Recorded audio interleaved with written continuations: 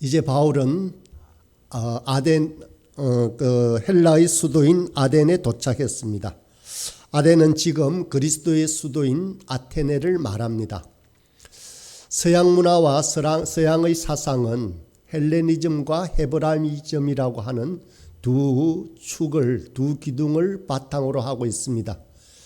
헬레니즘은 바로 여기 인간 이성을 중시하는 인간 중심의 철학 사상을 말합니다. 그리스 로마로부터 비롯되는 이 헬레니즘과 또 기독교 사상을 바탕으로 하는 헤브라이즘, 이 두 축이 서양 사상과 문화의 중심입니다. 이 헬레니즘의 중심지인 아덴은 바로 우상의 도시였습니다. 그래서 16절에 보면 바울이 아덴에서 그들을 기다리다가 그 성에 우상이 가득한 것을 보고 마음에 격분하여. 아덴은 그 도시의 중심지에 아크로폴리스라고 하는 광장이 있는데 그곳에는 많은 신전들이 모여 있습니다. 대표적인 아덴의 신전은 바로 파르테논 신전이다라는 것이 있었습니다. 아덴 사람들은 무엇이든지 새롭고 신비한 신이 전파되면 그 신을 위해서 사원이나 제단을 만들었던 것입니다. 때문에 아덴에는 우상이 가득했습니다.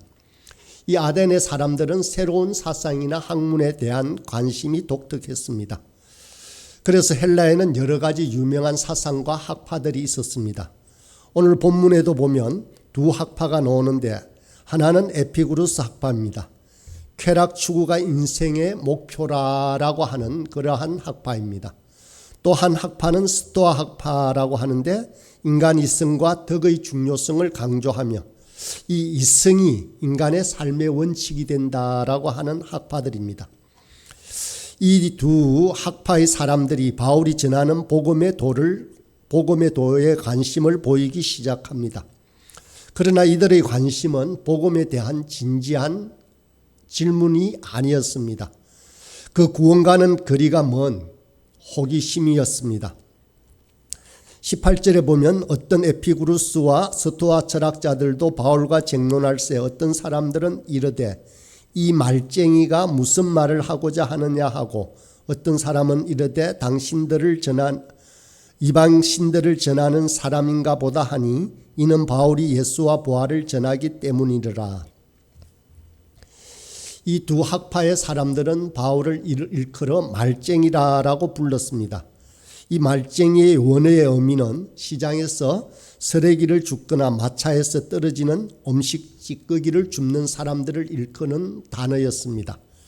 아덴 사람들이 이처럼 경멸적인 의미로 바울에게 말쟁이라고 이름을 붙인 것은 바울이 지식의 쓰레기들을 여기저기서 주워 모아 뚜렷한 자기 주관도 없이 그렇게 말로만 떠들어대는 사람일 거라고 생각했기 때문입니다. 아덴의 철학자들은 자신들의 인생에 심오한 지혜를 논의하는 그런 사람들로 바울을 간주하지 않았던 것입니다. 그래서 바울을 비하시켜서 했던 말입니다. 구원의 진리에 대해 눈이 가려운 사람들은 영적 무지에 빠져서 이렇게 생각들을 합니다. 그래서 그 부활을 전하고 십자가를 전하는 그리스도의 복음에 대해서도 이렇게 평가했던 것입니다.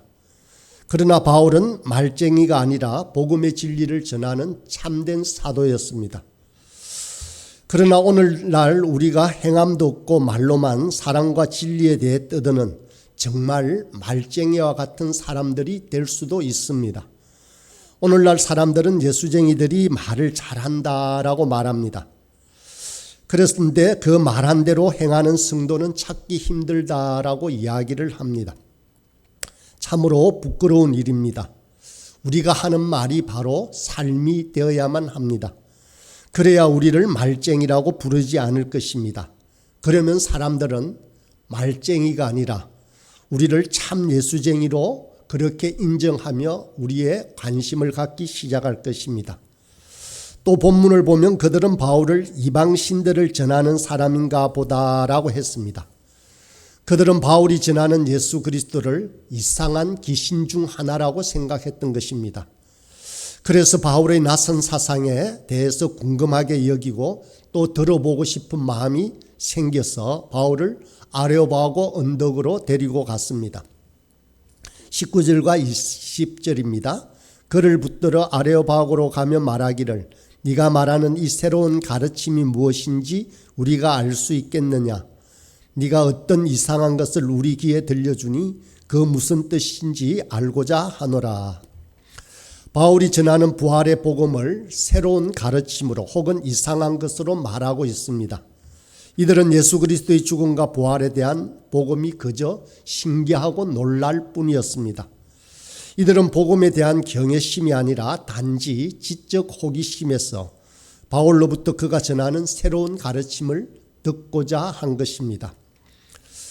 그래서 21절 모든 아덴 사람과 거기 있어 나그네 된 외국인들이 가장 새로운 것을 말하고 듣는 것 외에는 달리 시간을 쓰지 않음이더라 라고 합니다. 아덴 사람들은 조금만이라도 이상한 새로운 것들이 있으면 그것을 찾아다니며 시간을 보내고 있었다라고 묘사하고 있습니다. 새로운 사상이나 가르침에 대한 아덴 사람의 이 같은 광적인 태도는 새로운 것에 대해서 또한 금방 실정을 느끼고 맙니다. 다른 새로운 것이 또 나타나면 이전 것은 이내 그들의 관심에서 사라져버리고 그리고 오로지 습관처럼 더욱더 새로운 것을 찾아다녔다라고 합니다. 정말 어쩌면 모든 사상이 그럴지도 모릅니다. 참된 믿음이 아니면 이처럼 쉽게 실정을 낼 수밖에 없습니다. 그리고는 다른 것에 탐닉하게 되어 있습니다. 참된 진리가 아니면 유행처럼 흘러가 버리고 맙니다. 바울은 그런 아덴의 모습을 보면서 아덴의 찬란한 문명 뒤에 무지한 종교적 열정이 있었다는 것에 대해서 격분하고 있는 것입니다. 바울이 느끼는 이 분노는 하나님이 우상에 대해서 느끼는 분노와 똑같은 것이었습니다. 하나님의 그 거룩하심으로 바울 또한 분노하고 있었던 것입니다. 그래서 바울은 이런 아덴 사람들을 향하여 살아계신 하나님을 증거하는 설교를 시작합니다. 새로운 가르침이 무엇이냐고 묻는 그들에게 복음의 진리를 가르치기 시작합니다. 22절과 23절입니다. 바울이 아레오바고 가운데 서서 말하되 아덴 사람들아 너희를 보니 범사에 종교심이 많도다. 내가 두루 다니며 너희가 위하는 것을 보다가 알지 못하는 신에게라고 새긴 단도 보았으니 그런즉 너희가 알지도 못하고 위하는 그것을 내가 너희에게 알게 하리라. 바울은 아덴 사람들이 알지 못하는 신을 위해서도 제단을 쌓은 그들의 종교심에 대해서 언급을 하고 있습니다. 그들은 알지도 못하고 섬겼던 진정한 하나님의 참신을 이것을 통해서 소개를 하기 시작합니다. 바울은 그들이 잘못 알고 있는 것을 바르게 알려줌으로써 전도를 시작한 것입니다. 바울의 설교는 이방인들도 쉽게 납득할 수 있도록 자연스럽게 하나님을 증거하고 예수님의 복음을 전파했습니다. 아래에 32절에 보면 그 설교를 듣고 믿는 자가 많지 않았고 어떤 이는 조롱하였다라고 합니다. 바울의 설교가 복음의 핵심을 담고 있지 않았기 때문이 아니라 아덴 사람들의 고정관념이 너무도 뿌리 깊었기 때문에 이 복음을 받아들이지 않았던 것입니다. 아덴 사람들은 새로운 것에 대한 종교심은 깊었지만 하나님에 대한 경건한 신앙심이 아니라 매우 미신적인 그러한 생각들을 갖고 있는 종교심이었습니다. 그래서 아덴은 우상으로 가득 찬 도시가 되었던 것입니다. 우리나라도 이 헬라의 아덴 사람들 못지않게 범사에 종교심이 많은 나라입니다. 그래서 실질적으로 종교 활동을 전혀 하지 않으면서도 어떤 종교든 자기가 종교를 가졌다라고 믿는 사람들이 많이 있습니다. 그들은 그저 신들에 대한 막연한 두려움에 사로잡혀 알지 못하는 신을 무턱대고 믿고 있다라고 믿고 있습니다. 그러나 이러한 모든 것이 참된 믿음일 수가 없습니다. 분명히 알고 믿어야 합니다. 알지 못하고 믿는 종교는 참 믿음일 수 없기 때문입니다. 믿는 대상이 누군지도 모르고 믿는 사람들이 정말 아주 많습니다. 우리나라 주변에 많은 사람들이 종교심이 많다라고 하는 사람들이 그렇습니다. 옛날 성황당이나 큰 나무에 붉은 깃발을 두르고 그저 손 모아 빕니다. 아니면 어느 산길이든 돌을 모아서 돌탑을 만들고 두 손 모아 기원합니다. 그러나 이런 것은 참된 신앙이 결코 아닙니다. 무턱대고 믿는다고 그저 구원을 이루는 것이 아니라는 사실을 알려야 합니다. 많은 사람들은 그저 열심히 믿기만 하면 구원을 얻는다라고 말을 합니다. 이 같은 거짓 신앙에 대항하여 복음의 참 신앙을 전해야 하는 것입니다. 우리 구원의 반석이신 예수님을 전해야 합니다. 이들에게 예수님만이 유일한 구원의 길임을 분명히 전해야 하는 것입니다. 이전에 어떤 친구가 그렇게 했습니다. 절대적인 진리라는 것은 있을 수 없다라고 말했습니다. 모든 진리는 상대적이다라고 했습니다. 제가 거기에 약간이 분이 나서 그렇지 않다라고 했습니다.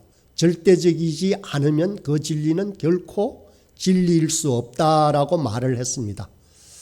그러면서 그 친구에게 절대적인 진리가 없다라고 하는 진리도 절대적이지 않다면 그 말도 그 명제도 잘못된 것이라고 했습니다. 진리는 참으로 절대적입니다. 오직 하나뿐입니다. 이 일을 저와 여러분이 전하는 것이 우리에게 주어진 소명입니다. 예수님을 전하는 일이 하나님이 우리에게 명령하신 가장 중요한 명령인 것입니다. 우리 교회의 이름이 부활소망교회입니다.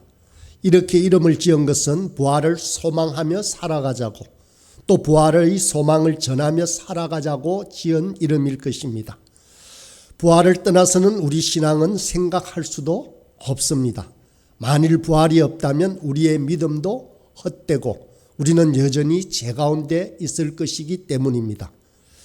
우리 교회가 이름처럼 살아가려면 오늘 본문에 나오는 아덴 사람처럼 그저 종교심만 풍부한 교회가 되어서는 안 됩니다. 부활을 소망하며 그 부활을 전하는 참다운 신앙의 공동체가 되어야 하는 것입니다. 우리 교회는 그리 오래된 역사가 아니지만 모든 성도가 실제로 믿는 것이 무엇인지를 분명하게 깨닫고 주님께서 우리 속에 살아계셔서 역사하시기를 소망하며 살아가고 있습니다. 우리 교회는 어떤 일을 요란스럽게 하는 것을 좋아하지 않습니다. 특별한 프로그램도 없습니다. 그러나 우리 교회는 말씀과 기도의 거룩함을 쫓아가는 신앙의 기본적인 전통을 지켜가는 교회라고 할 수 있습니다. 지치지 않고 실적 내지 않고 꾸준히 믿음을 지켜나가는 그런 교회입니다.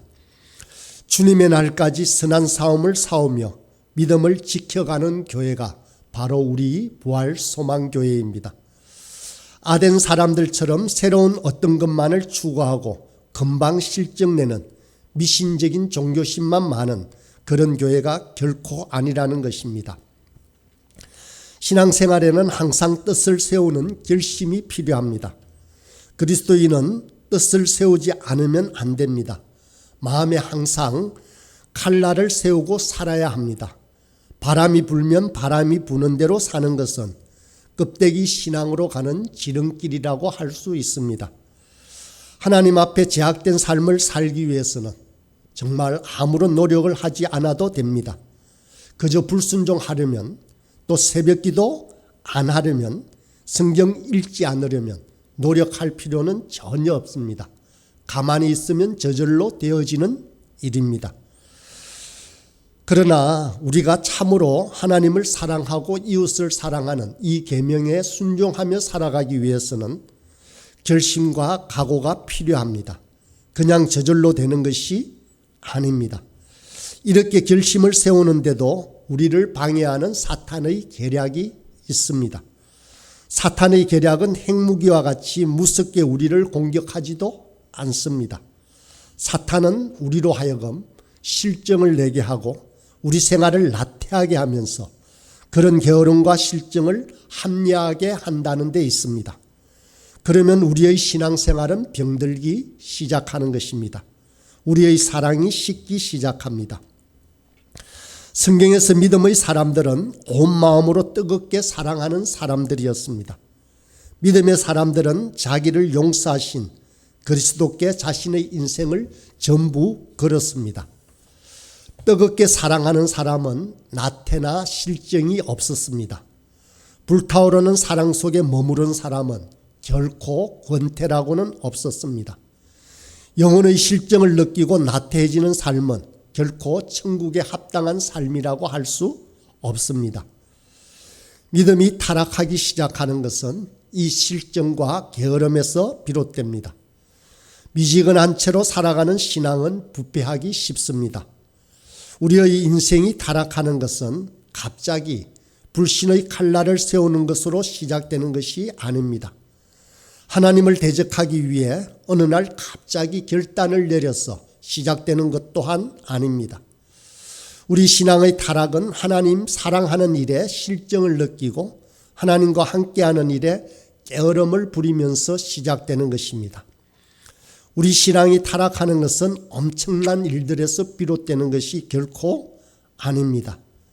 어제보다 오늘 하나님을 더 사랑하지 않는 일에서 비롯되는 것입니다. 이전보다 더 사랑하지 않으면 우리는 어쩌면 믿음이 퇴보된다고 할 수 있습니다.